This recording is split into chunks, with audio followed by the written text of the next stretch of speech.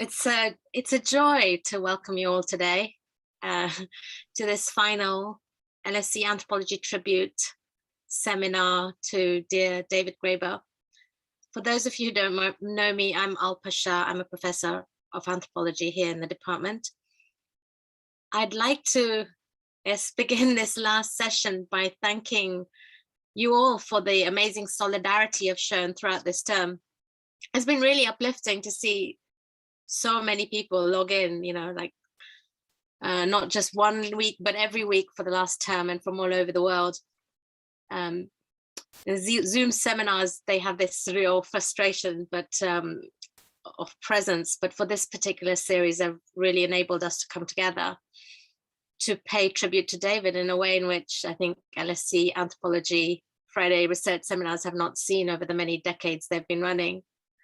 I'd like to thank all the speakers in the series for their brilliant and thought-provoking presentations. And we've recorded them all for posterity. They're available on YouTube, and the journal Focal has just begun releasing the scripts and accompanying videos as a special feature too.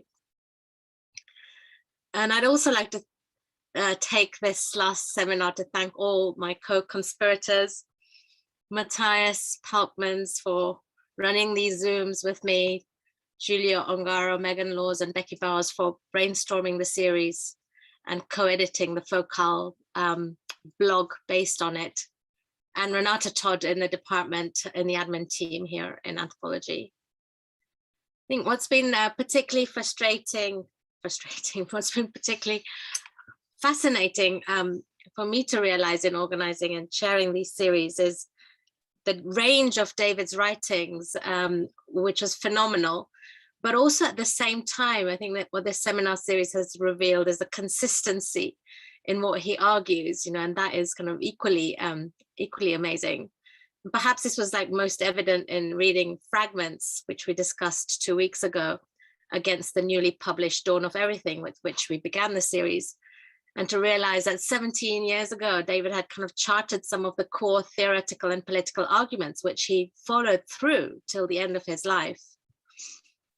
Today, we turn to Bullshit Jobs, David's last published book before he passed away, and one he also wrote while he was here at the LSE. Again, many of the ideas are already there in the Utopia of Rules, the discussion of which we cancelled last week because of strike action. Bullshit Jobs started off as a very short essay published in 2013 in Strike magazine. It's called On the Phenomenon of Bullshit Jobs. And this essay hit a core nerve amongst readers in Europe and North America, where it went viral. And dozens of translations were produced, and the essay became the basis of a YouGov poll. And David's literary agent and publishers decided a short book would do well. And David had this ingenious idea of using his Twitter account, which by then nearly had 100,000 followers, to write to him about, he invited people to write to him about their bullshit jobs. And so hundreds of these confessional testimonials poured into this Gmail account that David had created for the book. And David went back and forth with some of those who wrote in. I remember one rather frustrating evening with David at Ceviche in Soho, where he was suggesting that this could be a new way to do ethnography. And I was like, come on, David. And he said, yeah, you're right, before proceeding to read out some of these confessions which he had organized and collated into the book. David's idea was that a bullshit job is one that even the person doing it secretly believes need not or should not exist. That if the job or even the whole industry were to vanish, either it would make no difference to anyone, or the world might be even a slightly better place. And despite the potential of automation in reducing work, even, Keynes had David was drawing on Keynes, who would have said that, by now we should have a 15-hour week. In fact, what's happened is we've witnessed a proliferation of jobs, pointless jobs, workloads have increased, bureaucracy and its violence are at the heart of the problem for David. Their purpose is political. We don't need these jobs. Why do they exist? If you keep everyone busy with work, then they won't have time to fight, to protest, create alternative political structures. It's human freedom, which is at stake again.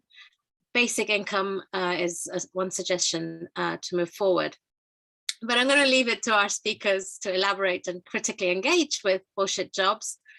I'm delighted that we have today two amazing anthropologists, leading figures in the anthropology of labor and political economy, amongst other things. So we have with us Dr. Mollona, an associate professor at the Department of the Arts, Bologna University. Mao, David and I were previously colleagues together in anthropology at Goldsmiths. Mao is the author of two brilliant ethnographies of steel towns and industrial work and politics, one on Sheffield here in the UK called Made in Sheffield, and another on Volta Redonda in Brazil called Brazilian Steel Town. He's also co-editor of an anthropological reader on industrial work and life with Johnny Parry, who's here today, our first speaker in the series, and Geert de Neve. More recently, he has a book on Art Commons, Anthropology Beyond Capitalism. We also have with us Dr. Andrew Sanchez, who is an associate professor in social anthropology at the University of Cambridge. Like Mao, he completed his PhD in anthropology here at the LSE. His fieldwork was in India's Jharkhand, where he worked around another steel city, Jamshedpur, famously set up by the multinational Tata. And he worked amongst the casualized workforce. And the book he wrote, Criminal Capital, Violence, Corruption, and Class in Industrial India, is an important book. With Shan Lazar, he has also edited Labor Politics in an Age of Precarity, and with Christian Strumpel, Class Matters. Like Mao, Andrew has many other excellent publications. I'm just picking and choosing here the ones which are so pertinent to today's discussion.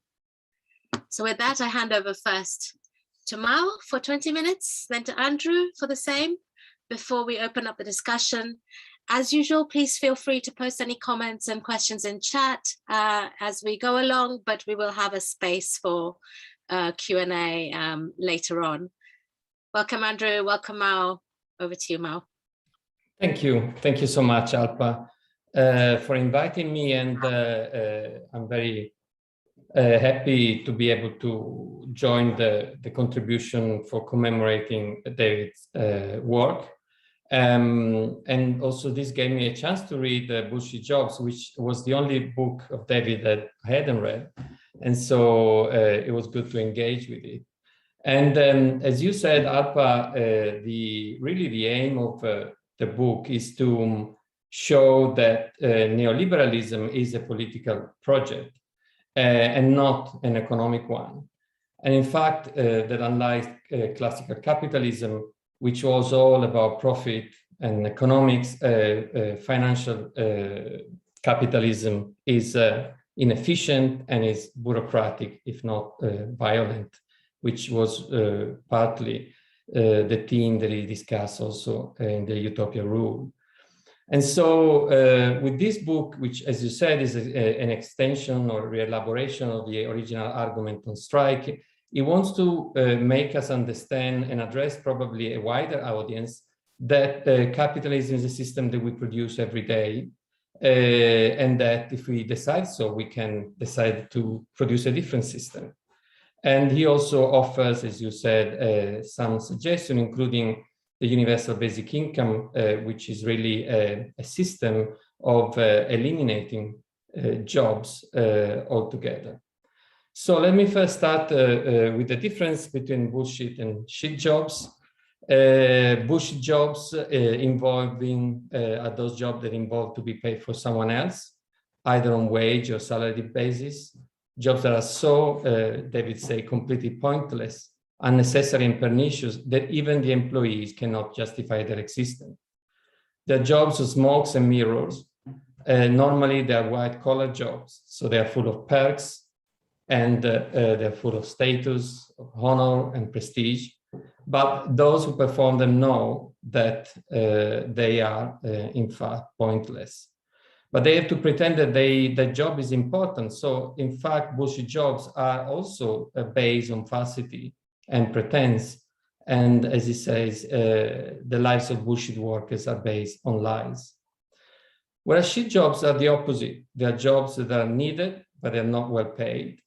They are of benefit to society. They are blue collar and paid by the hour. They are dignified but meaningful. And typically, they are the reproductive jobs of looking after people, which involve care, empathy, and emotional labor. And those two series of jobs cut the private and public divide. Particularly, David sees 5 categories of flunky bullshit jobs. The first, the flunky jobs, which exist only to make someone else feel or look important. They are the servants, the clients, the sycophants, the entourage of those at the top of the feudal retainers.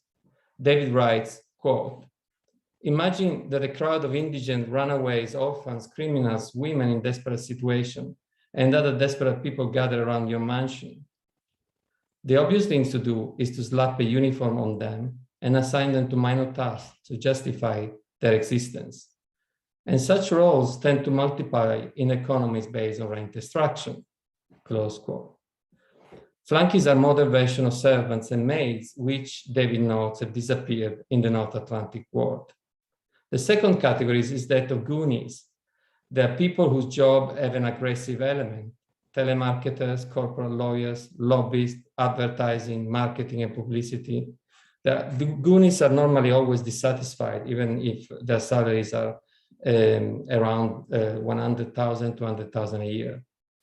And then there are the duct tapers, IT workers inputting information to Excel spreadsheets, programmers who make hardware compatible, or the female administrative assistants who end up doing a lot of work for their bosses, their affective labor going to soothe the ego of men. Fourth, there are the box tickers, prepare report and reproduce the bureaucratic apparatus of monitoring, surveillance, and performance assessment. And lastly, the taskmasters, the managers, those who formulate the strategic mission, assess business performances, compose grids of career progression. But in fact, it turns out that a lot of bullshit jobs seem to be shit jobs, really. For instance, think about the duct taper, IT workers who fix or repair programs or make different platforms compatible. They may be bullshit, but they are essential to the reproduction of value under platform capitalism. For instance, the workers of the Amazon Mechanical Turk, a crowdsourced platform for so-called, quote, human intelligent tasks, end quote. There is small and alienating digital work. Turkers are paid by an average of $15 per day for anything between 2 and 10 hours, 100 hits per day. Platform capitalism is the productive side of finance, the new side of capitalist value creation and extraction, fully entangled with global industrial production, the digital infrastructures and automation system. Amazon, Facebook, Google, and their shareholders certainly don't think these jobs are bullshit and won't let them go without a fight. Or think about the flunkies, the jobs such as porters, security guards, maids, freelance care workers. These are really shit jobs, which are neither blue collar nor white collar, which pertain to an unregulated service economy, which also proliferates with the proliferation of finance. So the confusion here seems to stem from the slightly depoliticized focus on work rather than on labor, which discount the social relations of production. There is the field of negotiation, articulations, and struggles around which some human actions are deemed to acquire more value than others, and underpinning the social construction of skills, tasks, and actions as building blocks of the whole ritual edifice of bourgeois microeconomics. Marxism in anthropology has never been too popular, but certainly I feel that David's project was also to make it compatible with anthropology. But there is an attack to productivism and to labor value theory in anthropology, from James Ferguson's book on redistribution, Lee Puma and Lee's on financial circulation, to various analyses of the productivity of the informal economy of slums, has had the bizarre effect of generating a vast market for popular books about work. Richard Sennett, Tim Ingold, recently Jan Lucassen, or the anthropologist James Salzman, whose blockbuster book Work also advocates 15 hours a week, but from the perspective of the Stone Age economics of the Huansi Bushmen of Namibia's Kalahari Desert, which he studied during his PhD in anthropology at Edinburgh. But now he has set up his own consultancy, Anthropos Limited. So Marx's labor theory of value says that capital is political and economic construction that systematically undervalues and exploits those actions that are attached to a wage relations, which itself is a form of human devalorization. It is not the content of the action that matters. It is the relationship of production that does, both at the local and the global levels, in the entanglement between finance and industry, centers and periphery, which generates complex entanglement of bullshit shit and shit jobs. David's argument that the economy of late capital is economical assumes that capitalism, at least at some point, was about economics rather than power, and that the economy or capitalism can be fixed morally or productively with an efficient worker reorganization, and that this reorganization consists in sorting out which jobs are more important than others. First, reproductive jobs are more important than productive ones, productive from the point of view of capital, obviously. But when you look at this classification, nearly all jobs are reproductive. In fact, the very problem of productivism, David argues, is that it forgets that the vast majority of the working class fixes, maintains, look after machines, people, and objects, rather than heroically fighting on the production line. David's intuition about the value of maintenance of reproductive labor is very important. But if nearly all human actions are reproductive in the large sense, reproductive of existent world and of existent institutions, how can we distinguish between those which reproduce capitalism, such as unpaid housework, and those which reproduce life outside it? Instead of looking at the value of how the value of work is socially constructed to the wage relations or to other relationships, David considers the degree of satisfaction afforded by different work, tasks, or actions.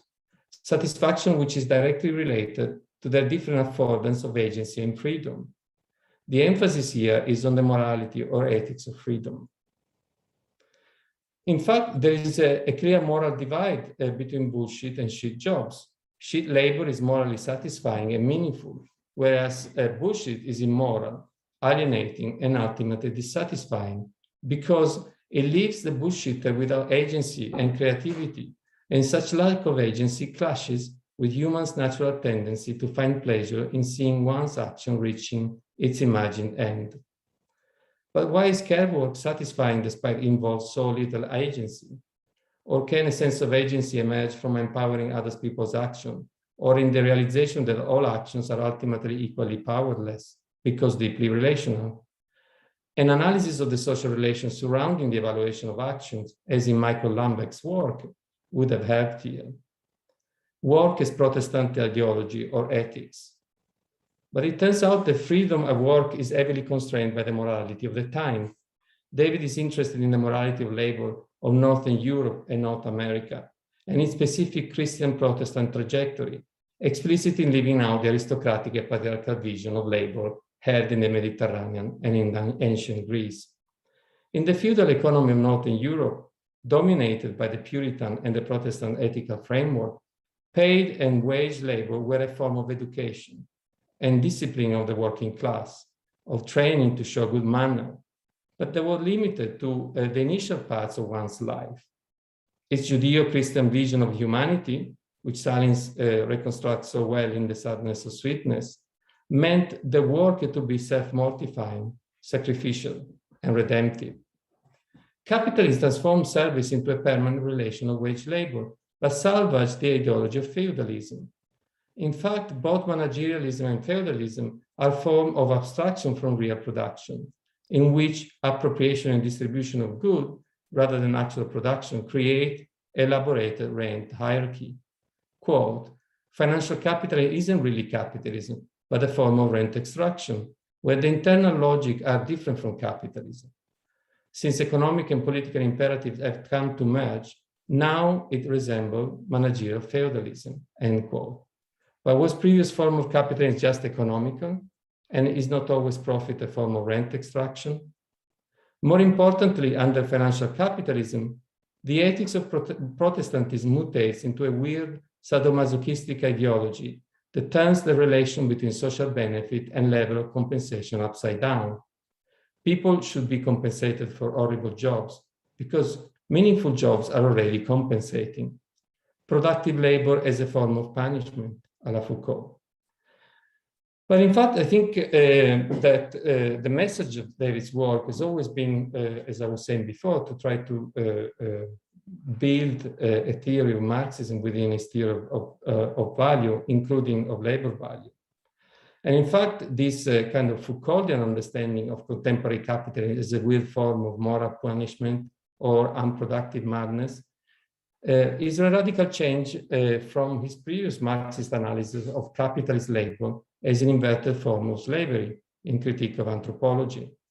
His argument of the historical entanglement of capitalism and slavery was part of a broader reflection on structural Marxism, system theory, and the political economy approach in anthropology, but which was compatible also with the radical Black Marxism of Cedric Robinson. The core of David's theory of labor value is on reproductive labor. And here the central reference is the feminist scholar, Nancy Fogg, for whom patriarchy is a systematic devaluation of power of reproducing life by women on alien men, such as slaves, achieved through three main mechanisms. First, the creation of property rights and law that limit the circulation of people and put it under male control. Second, restriction of rights of women, children, and sexually non-conforming individuals. And third, under-remuneration of care work. So here, slavery and capitalism are not analyzed just as moral or cultural systems associated with patriarchy, aristocracy, caste, or race, or simply as work structures in which factories and plantations mirror each other, but as interrelated political and economic systems in which the wage relation is entangled with and reinforced by conflicting ideological construction of personhood and forms of evaluation of human action. The second trope, Marxist trope in this book, Bullshit Job, is the relationship between finance, abstraction, and alienation, especially in the FIRE sectors, finance, insurance, and real estate. This sector create abstraction and abstracted organization which hire complicators to increase financial abstraction and the speculation connected to them.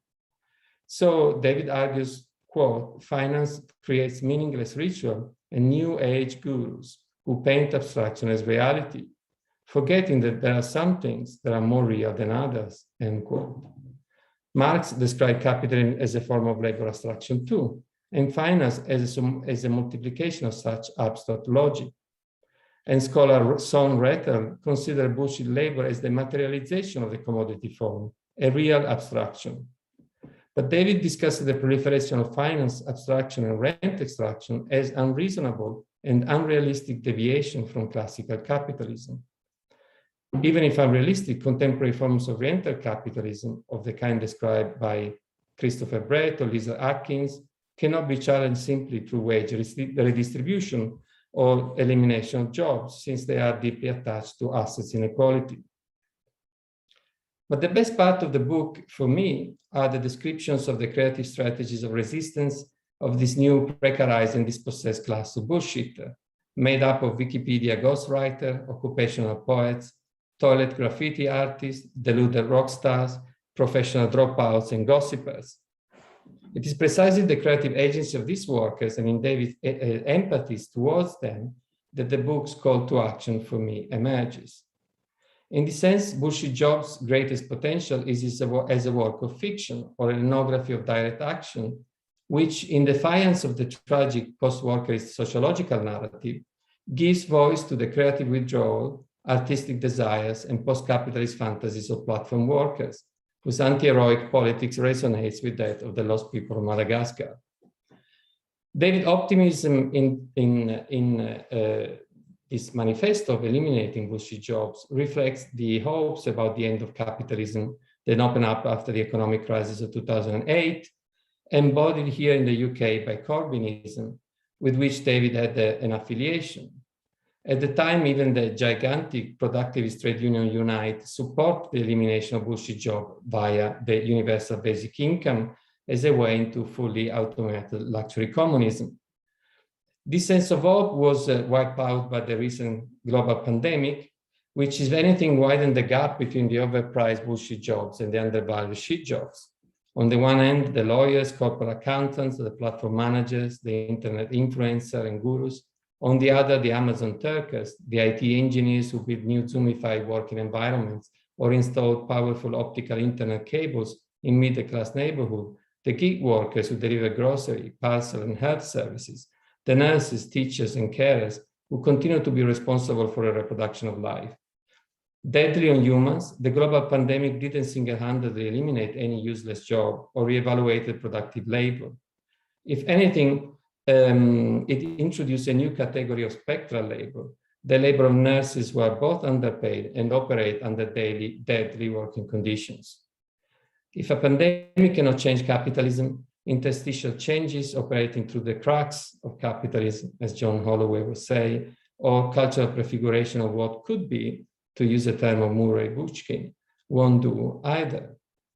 And in fact, I'm now working on a project of universal basic income in Brazil, and I must say that the problematic associated with the notion of eliminating work has alerted me really of the problem of thinking about targeted policy measures without the elimination of capitalist social relations.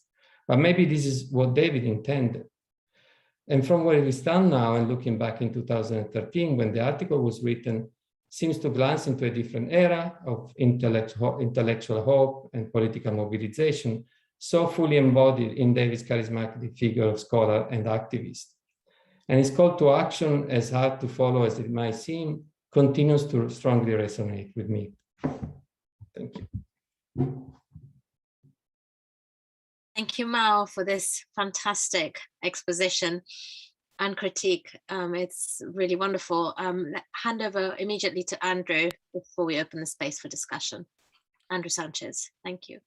Great, thank you very much. I'm quite touched to be invited, so thank you for asking me.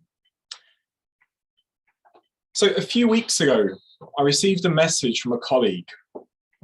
The message was a single line of text punctuated by an exclamation mark.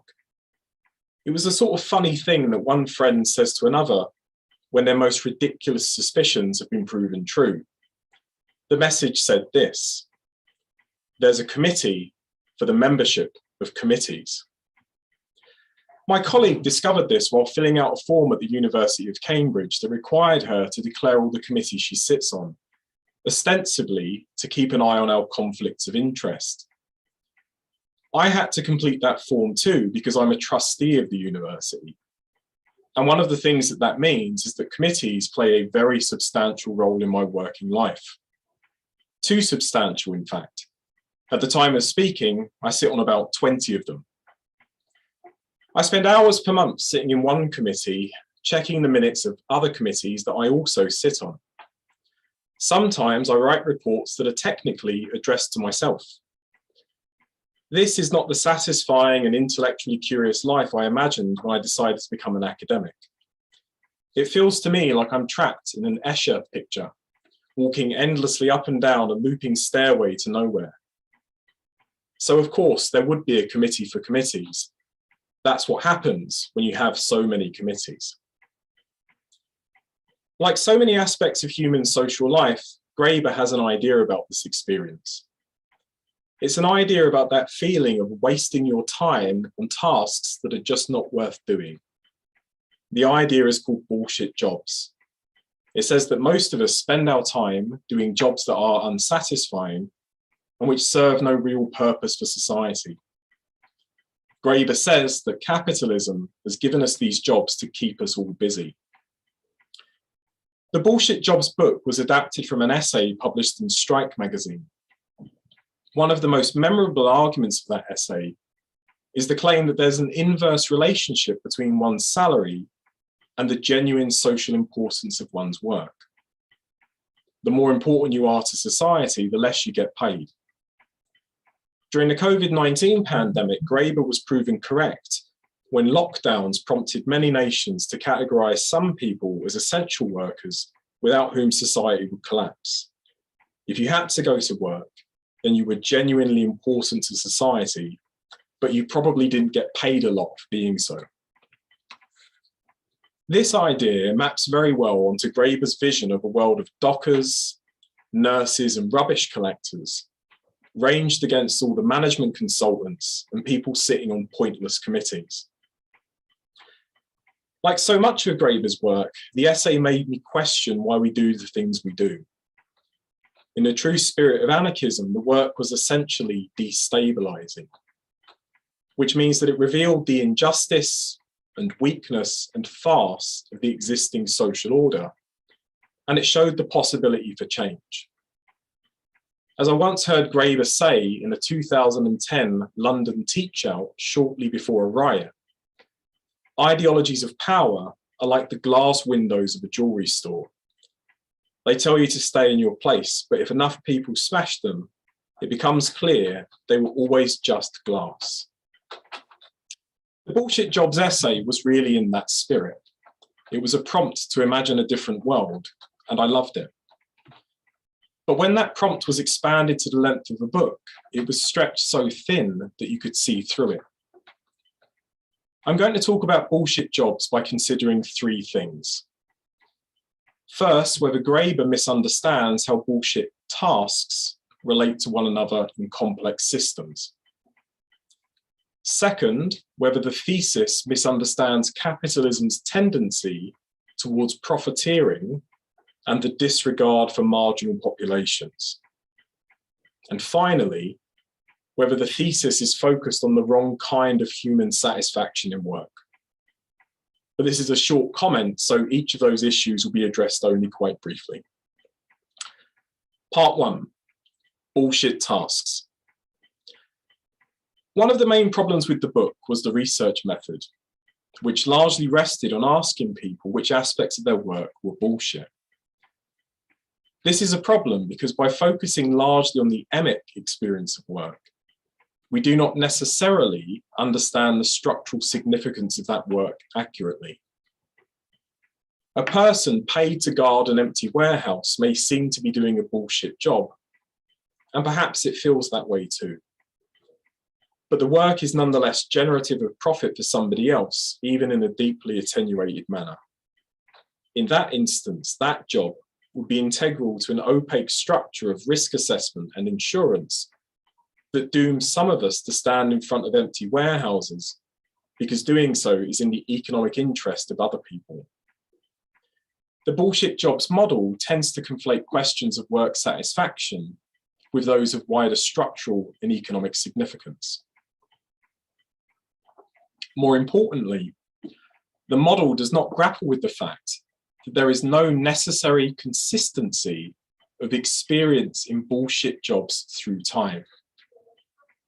The model implicitly rests on the assumption of a continuous temporal imagination of work, where satisfaction is to be had all the time or not at all. That's not how work functions. And it's especially not how bullshit box-ticking work functions. Such forms of bureaucratic work make up a fairly substantial proportion of Graeber's analysis. One may spend all day checking whether a box on a form has been ticked, and it might feel pointless. But on the very odd occasion where it turns out that the box has not been ticked, or where the form contains a lie, that's the moment where the value of the exercise becomes clear, and a bullshit job can sometimes become socially transformative. Imagine for a moment that you are the absurd character of a once working-class Marxist academic in an elite university, spending hours a week in your office trawling through committee papers. Perhaps your soul aches with the suspicion that you're just wasting your time and you sold out a long time ago. Until one day you find an innocuous line of text tucked away in a committee paper. A text that, if unchallenged, would quietly but effectively remove permanent employment status from everyone in your university that changed their institutional role or job title at any point in the future. A true story. Suddenly it seems important that someone's there to read all those papers. And it seems especially important that the people doing the reading should not assume that the work is always bullshit. Bullshit jobs are not usually bullshit all the time, and it would probably make more sense to rather speak of bullshit tasks. One should then consider whether those tasks coalesce into something more impactful, and why this is integral to the nature of complex economic and institutional action. You would be prudent to pay more attention to the box-ticking bureaucrats, because even if you consider their work to be stupid, the combined aggregate of their tasks will nonetheless shape the world around you. However, you probably wouldn't know about it because bureaucracy is by its very nature quiet and anonymous. The transformative dimensions of much bureaucratic work are slower, and they are crucially less individualized than other types of work. But nonetheless, they coalesce into forms of power, and power is never bullshit. Many of Graeber's bullshit jobs, I think, are actually artifacts of social complexity, and their impact is distributed at a social and temporal scale that exceeds his model. I doubt the existence of a coherent category of bullshit jobs. There's also no evidence that those jobs would exist to keep people out of trouble. Part 2, capitalism doesn't have a committee. Modern capitalism lacks the concerted agency to create mass, pointless work purely for reasons of social engineering. Principally, it strives towards the economic exploitation of mass populations and is content to abandon those that it cannot readily exploit. Graeber says that the only societies that used to give people pointless work were state socialist ones. They did this to redistribute wealth and to keep people out of trouble. However, he argues that in the late 20th century, increasing mechanization and the shifting of production to the developing world left much of the working population in wealthy capitalist societies with nothing to do. That population was a threat to the established social order and needed to be given bullshit jobs to distract them and to tire them out. This claim is incorrect. Neoliberal capitalism doesn't have a committee. It certainly doesn't have the type of committee that engages in a coherent and effective global endeavor to stop us from sliding into thoughtful idleness. Some people would like to believe that neoliberalism doesn't exist at all and is only conjured into being by left-wing social scientists. Those people are wrong. There are explicit packages of policies, reforms, professional networks, and ways of looking at the world that make neoliberalism a real thing, and neoliberalism is a technology of governance. But still, neoliberalism does not have a committee. I appreciate anthropological attention to the discursive and moral life of neoliberalism, and I've written about how neoliberal actors may sometimes feel that they're doing good in the world. However, for a structural analysis, like bullshit jobs, what really matters here is the core motivation of capitalism, which is still profit. The notion of a world of pointless employment that does not exist to make money simply does not fit with what we know about most of economic life. More broadly, there is the lingering issue that capitalism appears untroubled by the fact that plenty of people in wealthy societies have not been given pointless work.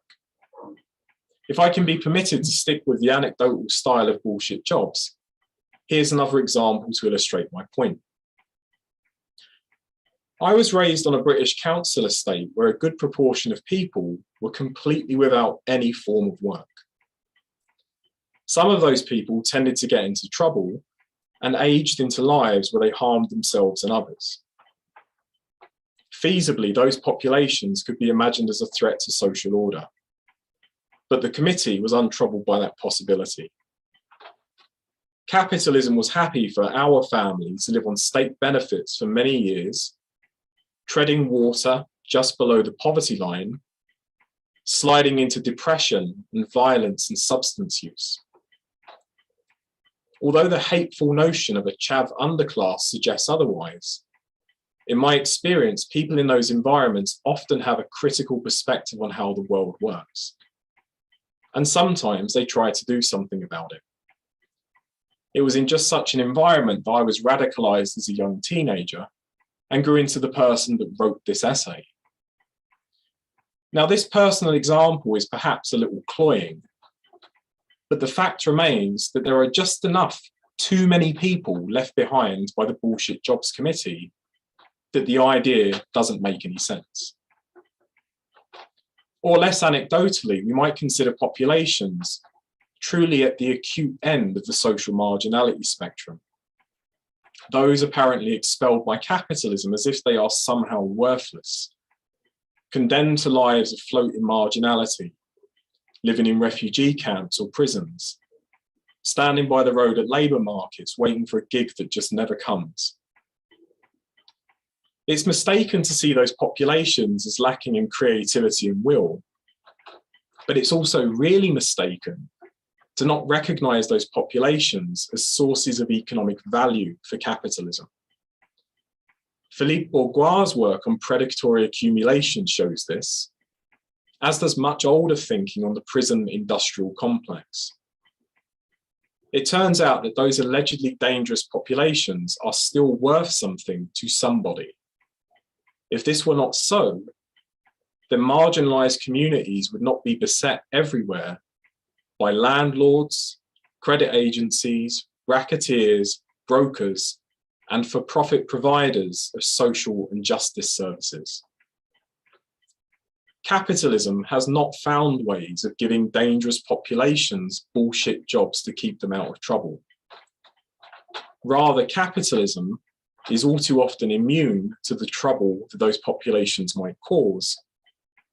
And indeed, it routinely finds those populations to be a useful area of exploitation and value. Part 3, what isn't bullshit? When Bullshit Jobs discusses how people feel about their work, it rests on Graeber's theory of value, where action that is meaningful is that which is socially productive. I'm a fan of Graeber's theory of value, but his reconfiguration of it for a discussion of work tasks is not quite right. For Graeber, work is socially productive principally when it cares for the world. I believe that that idea is trained at the wrong level of human action. The ability for one's work to care might be conceived as just one expression of the wider ability to transform the world. As I've argued elsewhere, the single most important factor in people's determination of satisfying work is an engagement with processes that make demands on one's ability to effect change on the world. Put simply, people like work that challenges them to alter something, be it the material form of an object, the value of a commodity, the dispositions of other people, or the skills and capacities of oneself. Troublingly, transformative work does not map onto caring, and some people may find it enjoyable to do impactful things that actually harm others. More broadly, transformation is not restricted to an impact on human relations alone, and is not restricted to making a lasting contribution to social life. So I've spent my working life talking to people about their working life. And because I'm an enthusiast, I tend to do this even when I'm not actually working. My experience is that there are many jobs that I would find pointless to do myself, but which other people don't. And that's because they've generally found a meaningful, transformative dimension in their work that would elude me.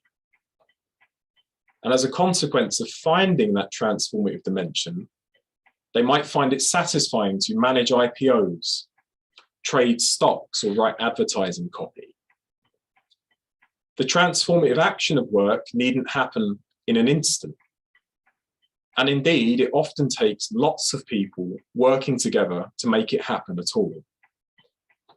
People are generally smart enough to know this, which is why the daily grind of bullshit tasks doesn't necessarily translate into a wholly bullshit job. every now and again, the box hasn't been ticked properly, and it matters. In conclusion,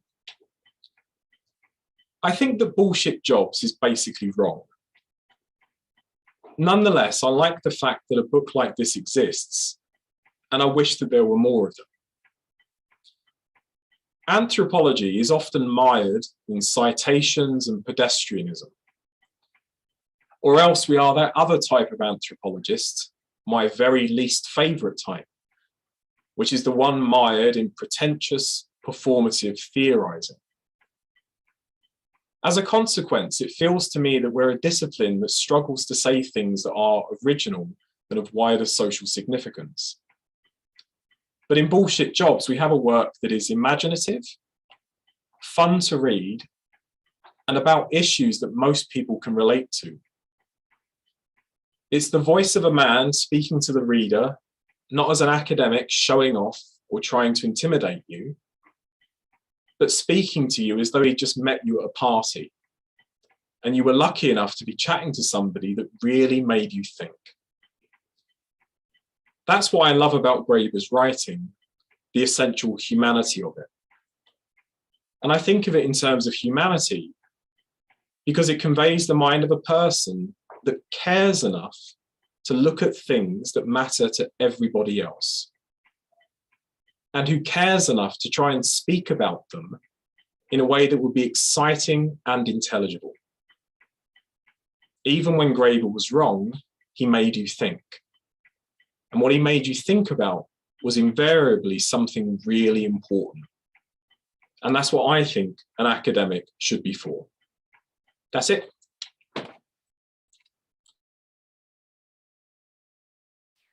Brilliant, absolutely brilliant. Both of you were just fantastic. And we've had really powerful critique, but also,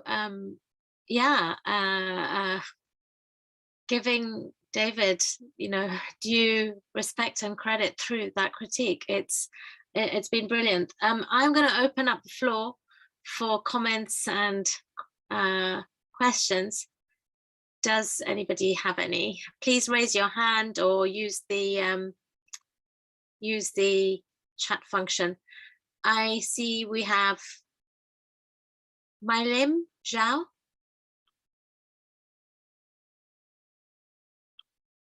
Would you like to unmute yourself, Mylim? Yes. Yes. So thank you very much. So my question is, throughout this session of the seminar webinar, it reminds me of American anthropologist Clifford Geertz put in, human are animals attached to a web of meaning created by themselves. Thus, presenting all sorts of policy regulation to our culture affair is not necessarily productivity. But when it comes to bullshit job, right, it gives individual, corporation, and society permission to undergo a shift in values. So my question is, do we really need permission to undergo a shift in values, and does it have an authority to give permission by doing so? Yes, that's my question. I'm really terribly sorry, Mylim, but I wasn't able to, because of the internet interference, I was not able to hear your question totally, but maybe our speakers have heard it. Yes, Mao seems to say yes. Yeah, I mean, what I got is whether we should have permission to challenge bullshit job, and who should give this permission. And yeah, I think it's about. I don't have a very specific answer, I must say. I mean, I think that what David was trying to do is to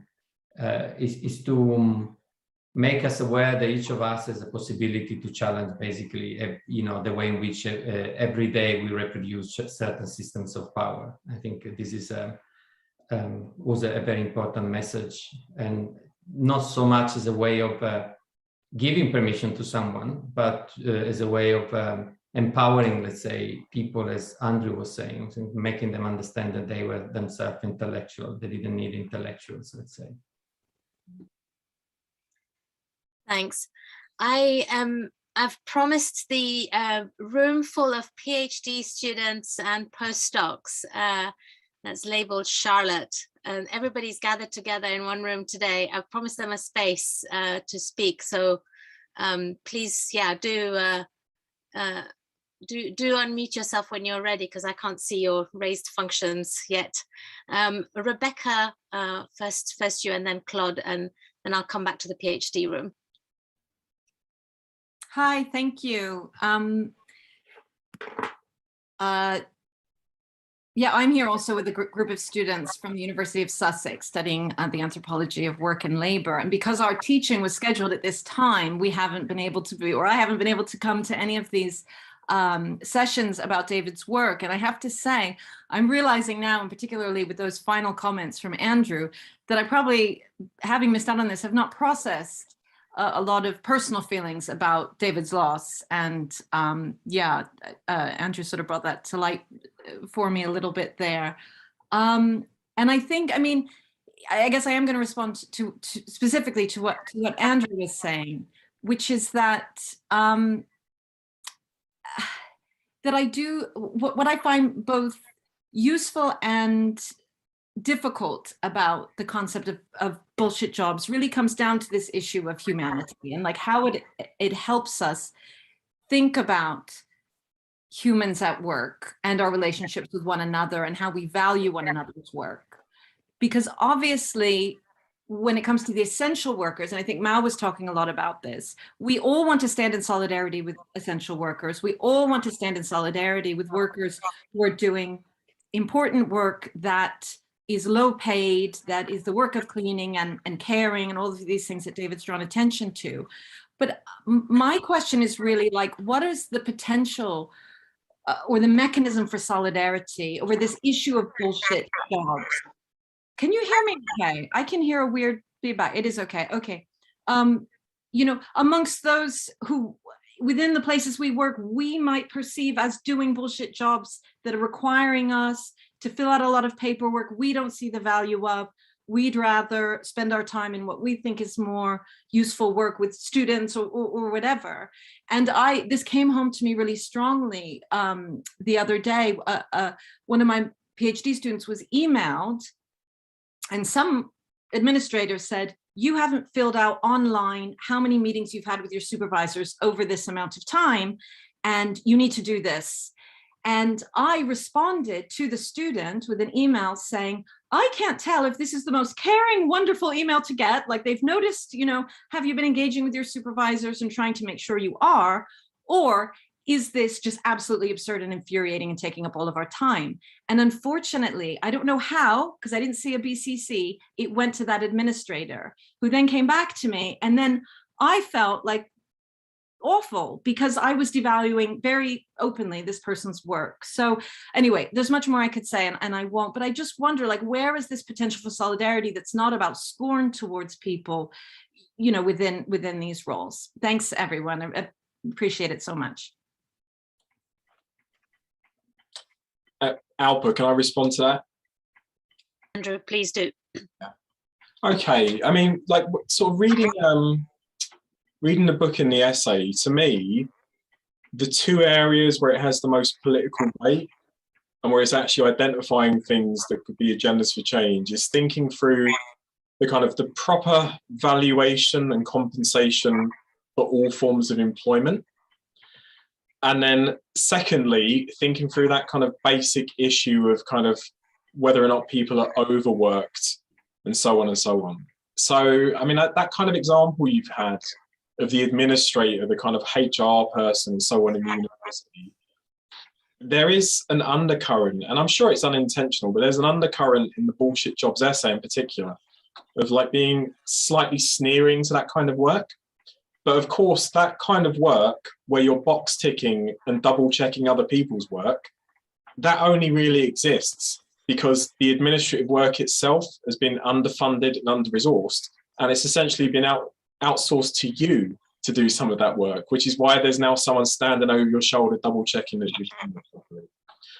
So I think actually, like, a lot of these kind of issues, they really do come down to, as I say, like the proper valuation of work and also kind of questions of workload.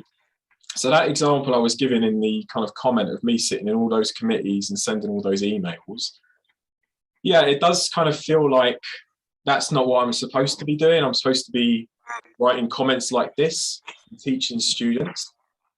But it's the it's the fact that the administrative service is so under-resourced, which is what ups my workload with things like that, right? And I think that's presumably that's an experience that almost anyone working in the university right now. Thanks, Andrew. I think lots more to be said on that one. Yeah. But over to Claude and then Fuad, Michael. I wanted to very quickly comment on that. Sorry, saying that I think that David popularization of Nancy Fobb issue of reproductive labor and the making of people, that is a very important issue to as an agenda that's been popularized. I think it's a part of the solidarity, and I didn't think that David was not in solidarity with most of actually the interviewees. In fact, they came forward to David. So I think that was actually a project of solidarity. I read a lot of solidarity in that descriptions. Thanks. Claude and then Fuad, and Michael. Thank you very much for the talk. And I would like to just curious about how the bullshit job can be reread in the context of COVID-19 pandemic, because I think like it's very crucial, because there were a lot of people who have been like immediately looking at the pandemic and the crisis as a critique of capitalism. But I wonder how this pandemic crisis has already restructured perhaps or reconfigured the order of labor system, whereby from which the health of capitalism is reliant no longer in labor time, but in the extraction of labor, or say, precarities and non-entityness of labor work. Thank you very much. Thanks, Claude. Mao, you addressed this in your presentation. Would you like to elaborate? Yeah, I mean, to me, what is extraordinary is that it did actually reflect David's argument, which is that it's really extraordinary that nurses, despite the fact that it was really clear that their work was the most important in society, they were not offered pay rise, and in fact, they apparently are the category of workers are most indebted in the UK. So that is extraordinary. That shows that really there is some kind of will to actually keep underpaid reproductive workers or workers that do reproductive labor. And the second thing that I was saying is, yes, I think that there's been an increase, I think, of the gap between, let's say, bullshit job and shit job. So there's been an increase of people working on, let's say, either remotely or as Andrew was saying, in kind of doing a job that requires presence, despite the fact that the pandemic is still ongoing. So on the one hand, it makes present, face-to-face job more dangerous. On the other hand, also increases the kind of Zoomification and the digitalization of work, which is also another side of inequality. Yeah, questions, Andrew. Can I invite Fuad, and maybe you could take, if you want to address the last question, you can in a response later. That's fine. I'll address it. Alfred, I'm getting a hell of a lot of feedback. I don't know if someone's got their mic on that they could mute, or if it might just be me, right? No, I am as well. Today the internet seems to be really bad here too, but Fuad, maybe Matthias, can we check if there's anybody on? I am checking, but I don't think that's the issue. Okay. Fuad, over to you. Yeah, I mean those interventions were fantastic. And I guess I just have sort of a couple of thoughts in relation to then where the conversation has gone as well. And the first one is in relation to Andrew, your point about bullshit tasks maybe being the better way to think about the sort of meat of what's going on here. And I mean, at least personally, I agree entirely. But I wonder whether one way to think about the book in relation to the original essay is to really trace the kind of the the material history of why the book comes about. One, in terms of the fact that, hey, this is going to be a cash cow for the publisher because David's got great name recognition and this clearly struck a chord. That's the one side of it. But then the other side is that all of the research in relation to the book is creating this Gmail account where people who have read the essay fundamentally then come in with their own perspectives on their own experience of work, which is the emic component, right? And so in a way, I wonder whether the fact of it being called Bullshit Jobs is itself the intervention, right? Because in the best way of all David's work, really, particularly the explicitly public-facing stuff, right? It strikes a chord, and somebody who maybe had a sense of alienation, inchoate as it was from what it was they were doing, suddenly has a mode of recognition which feels to them to some degree agentive and allows them to, if nothing else, produce this account. And in the broader ferment in the UK of sort of Corbynism, etc., like what Mal was saying, that's the kind of avenue of solidarity that existed for a moment, right? And the sort of space for political action, which was this recognition then feeding into broader strands of collective action, right? So maybe that's the way to think about the book in relation to the essay, right? That the book is itself an artifact of the work of these ideas and their reception by huge amounts of people. So yeah, I guess tasks, I agree, I think it's better in terms of actually explaining what's going on an analytic level, but maybe Bullshit Jobs had its own sort of function in relation to its political messaging. And then just sort of briefly, again, picking up on something else that you were saying, Andrew, in terms of the fact that these are the sort of experiential, emic level ways of understanding your role, and at a structural level, other stuff's going on, right? And there are ways in which this is in fact producing well, in the economic interests of somebody, not you. And it put me in mind of going back to the first of these sessions, Johnny's comments on lost people and the fact that there is no broader structural analysis on those terms. The political economy is absent from the book itself. It's about these emic narrativizations of how people understood what was going on, and the sort of deeper and more recent histories of slavery and the moments afterwards in Madagascar. And it did put me in mind maybe that, although I think, or at least from conversations with David of my own, that he clearly saw the various strands of his own work as really quite fiercely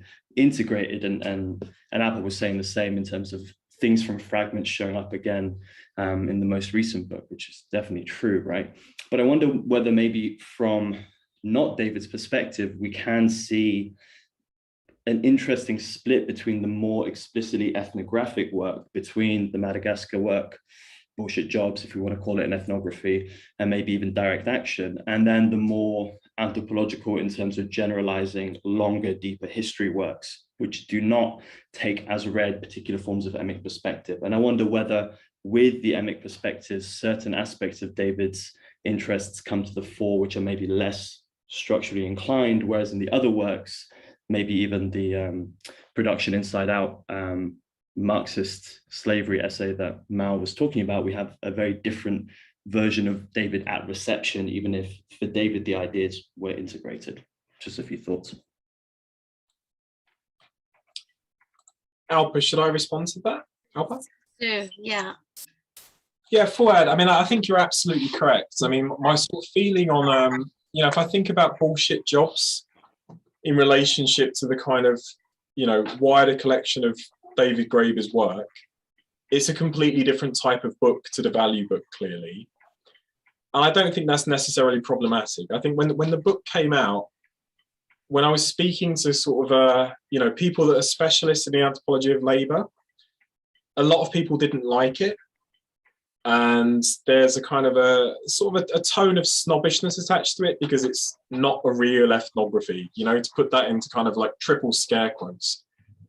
I don't think that's necessarily a problem. I mean, I think actually, if you're going to produce big ideas and you're an anthropologist, you should be able to have a bit of license to kind of play around with the form of the writing and to also play around a little bit with the kind of the style of the data collection. So I think that's fine. But in terms of the wider political value that it has, I think what Fouad said is absolutely correct. The kind of, to me, and this is just me saying this to you as just some bloke, obviously, to me, the long-term contribution of the book is that it inspired people all around the world to look at something that they already knew, already experienced, and to suddenly say, maybe that's a bullshit job, right? It's that kind of like, you know, consciousness building that's the value of it. So if you think about something I said in the comment, which is being in this teach out, and Graeber said something like, you know, ideology is like a glass window of a jewelry store, right? That's a pretty obvious point. And it's a point that, you know, Bakunin made a really long time ago. But the point is that David Graeber said it at that moment, at the right time. And he said it in a way that everyone in the room could understand. And I remember him saying it, you know, more than a decade later. And crucially, I remember how it felt to hear him saying it and the effect of it. So that's the kind of spirit that I'm kind of like taking this book in. I don't think it's good anthropology, but I think it's kind of, you know, an interesting exercise in what anthropologists can do politically. Thanks, Andrew. Yeah, Fuad, really interesting. I would disagree with the split between David the ethnographer versus David the theorist, you know, but we can talk more about this later. I think it's a really interesting discussion. Michael, and then Hans, and then Chris. Yeah.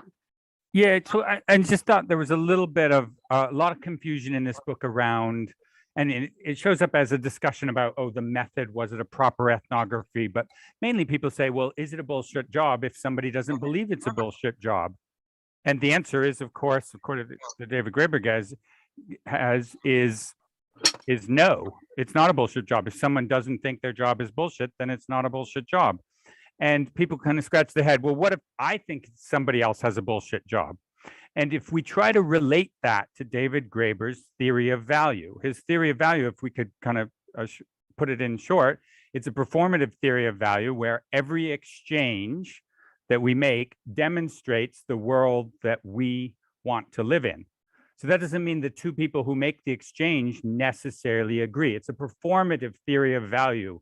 You're performing value in an exchange, and many people feel that, you know, might not agree with that, with what, you know, what the other person. Sometimes people don't have the same world that they want to live in, but they might have an agreement with this exchange forwards my ends, this exchange doesn't your end. So if you look at a bullshit job, this is an exchange, right?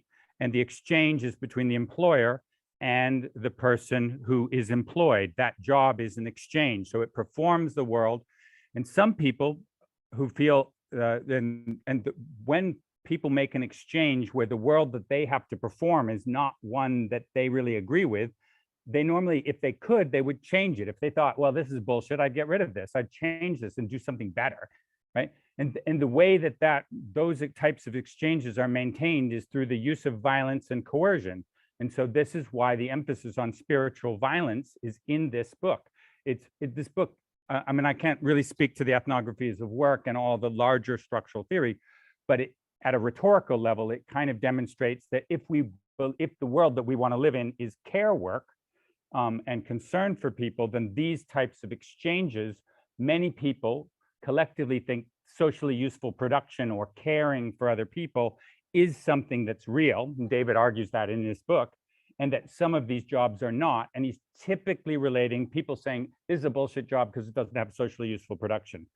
But I mean, that's not what everybody feels. So I think if we look at how every exchange is performed by the people that performs a set of values by the people that make that exchange, then we can start to look at why this methodology of people should say what they feel, whether their job is bullshit or not. And if they feel their job is bullshit, then it's bullshit job to them. That means that the world that they want to live in is something that isn't like this. So that's what I think is missing from this discussion. I think you're right, but I think that's what that's missing from the book, in the sense that I highlighted Michael Lambeck's description of value of action as a performative space, and David also talks about it in value, but he doesn't in this book. So the reader doesn't get it, basically. Yeah. I also want to say that I don't think that the distinction between David ethnographer and David activist is very it makes sense, and not even in this book, but I don't want to take too much space about this. Yeah. Thanks. Andrew, would you like to add something, or shall I invite Hans and Chris? Look, maybe we could take more questions. I think we've only got a couple of minutes left, I think, right? We do tend to go on till past, but yeah, we'll see. Hans? Thank you so much, Andrew and Mao, for those great talks. I think you are facing a really difficult task dealing with this book in particular, when we are still struggling, for instance, with The Dawn of Everything and so many other things. I mean, my personal feeling was always Bullshit Job was perhaps not the strongest book. It was definitely not the kind of most anthropological one. And I'm still having kind of questions of how to kind of grapple with like David's legacy in all of this. And I think the points that you raised, especially Andrew in his talk on, that do we necessarily have to kind of assume that each worker understands the meaning of an organization, the meaning of society, understands his or her meaning of his work?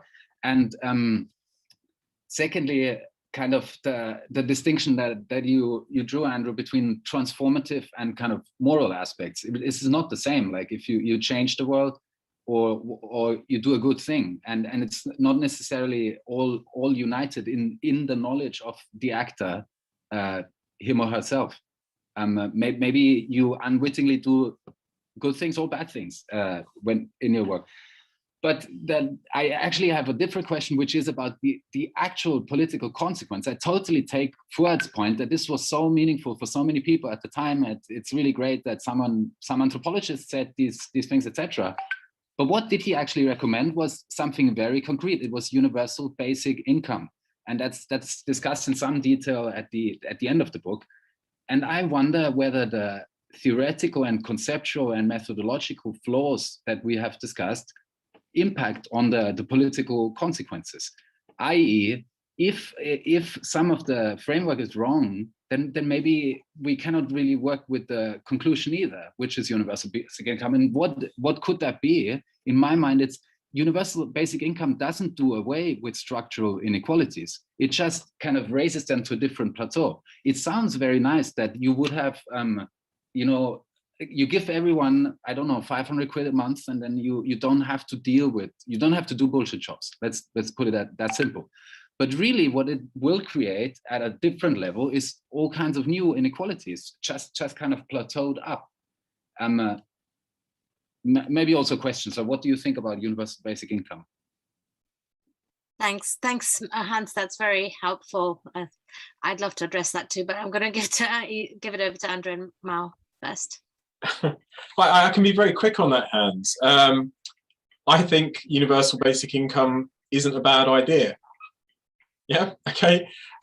In terms of sort of thinking through how the things you were discussing relate to the current moment in labour and so on, and you mentioned something about the pandemic, I think one of the more interesting things that kind of cropped out of the pandemic, is that a whole section of the labouring population who might at one point have defined their jobs as bullshit and pointless and unvalued are all of a sudden being told that their labour is absolutely essential, right? So in terms of our speculation on the impact that would have on the value of labour and labour politics, it's too early to say. But I think that's certainly something that all of us on this call who are interested in these issues, that's something that we could be thinking about researching in a lot more detail going forward. So, the kind of men and women that work in my local co-op in the little village I live in outside Cambridgeshire, I've done that kind of work. That's the kind of work where you do it, you're constantly told this is a waste of time, like it's undervalued, it's not as good as everything else. All of a sudden, you have everyone in the village coming in and kind of like, thanking you for your work, right? It hasn't translated into higher pay or better working conditions, but it must certainly have had an impact on how people think about work. I'm certain of that. I don't think we have the time to discuss universal basic income, but I wanted to say that I'm convinced of the opposite, that despite the fact that at the beginning, the pandemic did trigger this open conversation about jobs.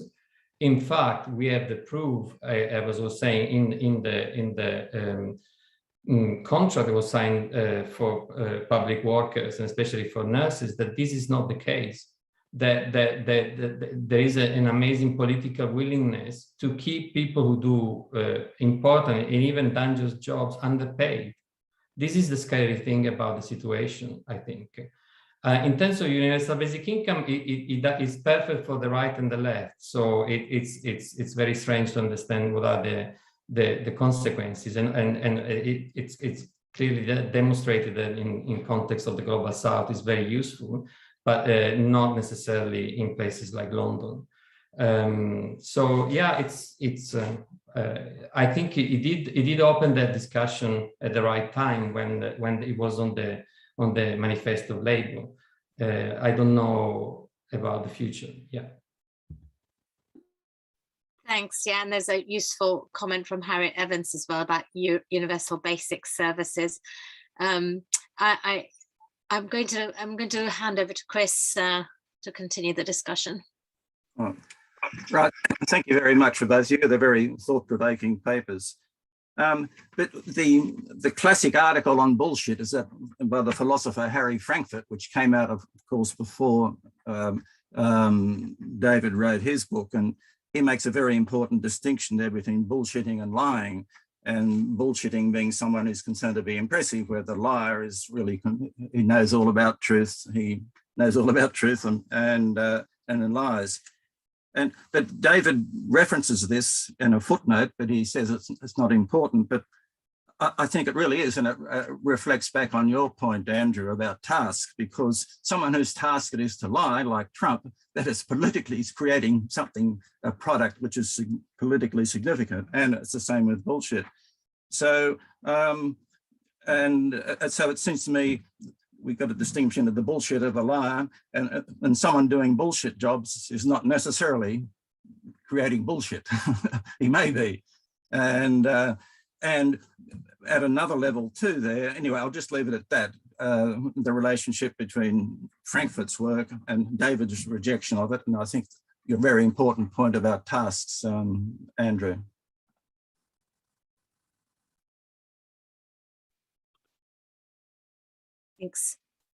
Thanks. My internet is completely unstable. I don't know if you can hear me. Oh yeah, okay. Yeah, Andrew, Mao, perhaps hand over to both of you for the kind of last comments, last words, or to take up what Chris said, or anything else you've missed along the way.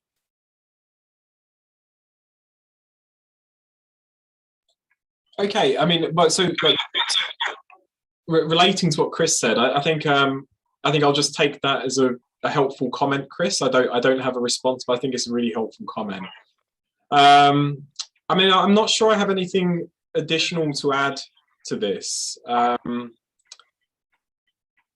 think I would just stand by the point I made to Fuad. I mean, I think I've offered a critique of bullshit jobs, really, because I've been contacted and asked to kind of prepare one for the purposes of this seminar.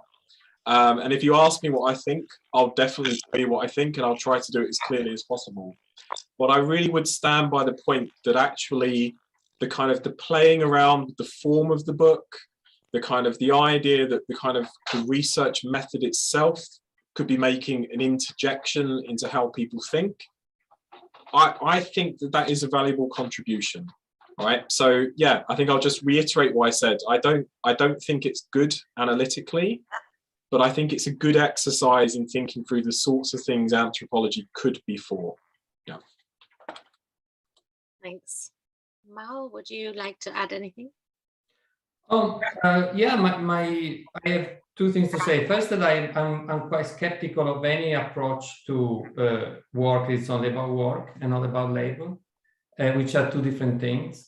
And so any focus on task, on work, on single aspects that are not holistic or anthropological, I found it problematic. And that David was trying to avoid that in all his work. But the second thing is that, yeah, I think it's an interesting book to reflect about the role of anthropology in the public, and that there are times in which anthropology comes out and times in which probably it shouldn't, or it's not easy to come out in a way that doesn't compromise with what we do best. I think David at that time did something that he thought he had to do as a public intellectual, as an activist, and he did it also as a great anthropologist. Yeah. Thank you. Thanks so much. Thanks to both of you for this brilliant kind of wide-ranging discussion, exposition, and also to everybody that's been that commented, and not just today, but throughout this seminar series. And really want to thank everybody that's been coming along too, and all our presenters, several of who are here today. Okay, everybody, thank you so much.